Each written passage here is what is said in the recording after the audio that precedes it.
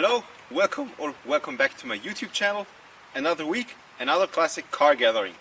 Or should I say two classic car gatherings, because Marcin, Gregor and I yesterday were, first of all, in the morning in St. Florian, which was a classic car gathering that did not turn out as we had hoped for. First of all, I mean the location was beautiful. But there were only a few cars there, and then it was decided, or actually it was part of the program, which somehow we missed, was a walk around through the church. So together we decided not to take part in the walk through the church, so we left there. But we didn't go straight away to the second car gathering. First we headed to Gregor's place because he had to change a gasket in the car, which obviously was done very quickly because he knows what needs to be done, and within 15 minutes it was everything was finished within 15 minutes.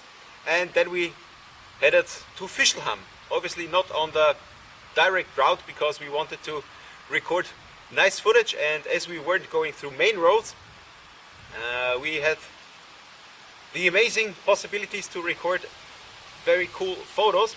Each of us had their own cameraman yesterday, so there's a few very cool clips there.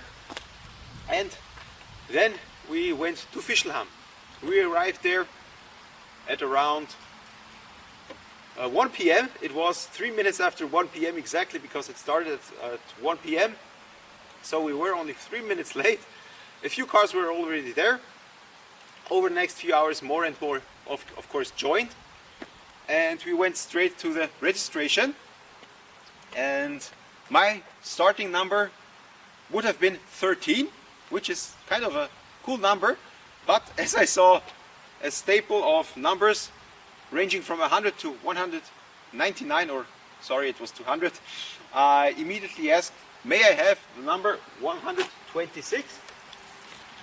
Because obviously it matches the car, and luckily they gave me 126, which was very cool for me, but less cool for Marcin and Gregor, because obviously they had the same question in mind, but I was first, so I was the lucky one. So over the next couple of hours we were talking to people, we were eating there, we were drinking there, of course non-alcoholic beverages, and it was fun. The weather was beautiful, and we've seen beautiful cars. So the next couple of hours went by very, very quickly, and at 3 p.m. the drive out started, the whole group all together. And as we looked closer on the exact route that we were going, we were kind of surprised because we didn't anticipate that the route was over 70 kilometers for an estimated duration of 1.5 hours. There were lots of stops in different villages, but the most interesting one was driving through Gmunden. Gmunden is obviously a very well-known town all around the world for tourists, because of the Traunstein and the Traunsee. Amazing locations, views upon views, and it is there that we parted ways from the group. First of all, the group again had a very fast pace that we couldn't match, we didn't want to match, and so we split ways in Gmunden. The second reason was that Marcin's brother-in-law joined us with his Fiat 500, his Fiat 500.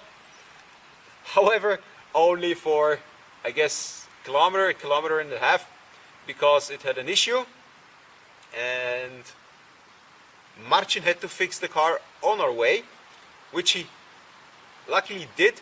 I had my tools with me, he is the mechanic, so he knew what to do, and within 30 minutes everything was sorted out, and it was a faulty fuel pump.